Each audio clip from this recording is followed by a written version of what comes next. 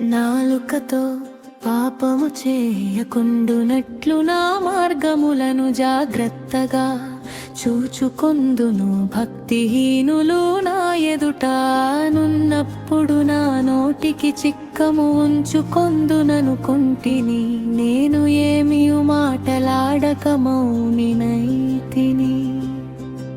క్షేమమును గూర్చి అయినను పలుకక నేను మౌనముగా నుంటిని. అయినను నా విచారము అధికమాయెను. నా గుండె నాలో మండుచుండెను. నేను ధ్యానించుచుండగ మంట పుట్టెను.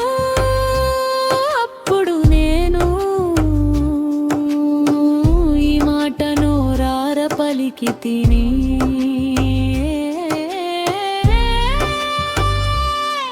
యెహోవా నా అంతము ఎట్లుండునది, నా నెదల ప్రమాణము ఇన్నైనది నాకు తెలుపుము. నా ఆయువు ఎంత అల్పమైనదో నేను తెలిసి కొనగోరుచున్నాను. నా దినముల పరిమాణము నీవు బెత్తెడంతగా చేసి ఉన్నావు. నీ సన్నిధిని ఎంత స్థిరుడైనను ప్రతివాడును కేవలము వట్టి ఊపిరి వలె ఉన్నాడు. మనుష్యులు వట్టి నీడ వంటి వారై తిరుగులాడుదురువారు. తొందరపడుట గాలికే గదవారు ధనము కూర్చుకొందురు గాని అది ఎవనికి చేజిక్కునో వారికి తెలియదు. ప్రభువా, నేను దేని కొరకు కనిపెట్టుకుందును, నిన్నే నేను నమ్ముకొని ఉన్నను. నా అతిక్రమములన్నిటి నుండి నన్ను విడిపింపుము. నీచులకు నన్ను నిందాస్పదముగా చేయకుము.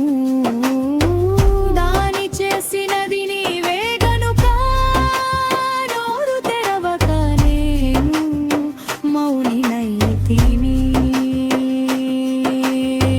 నీవు పంపిన తెగులు నా మీద నుండి తొలగింపుము.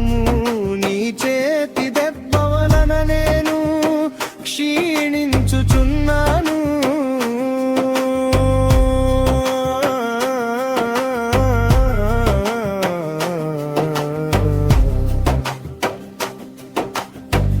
దోషములను బట్టి నీవు మనుషులను గద్దింపులతో శిక్షించునప్పుడు చిమ్మట కొట్టిన వస్త్రము వలె నీవు వారి అందము చెడగొట్టెదవు. నరులందరూ వట్టి ఊపిగ్రి వంటి వారు.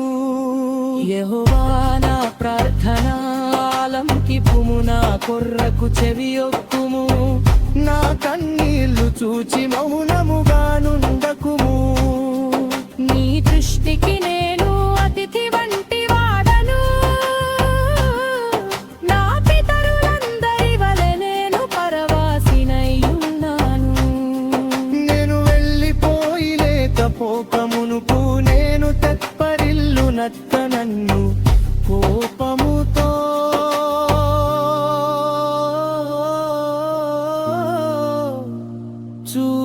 చూడకుము.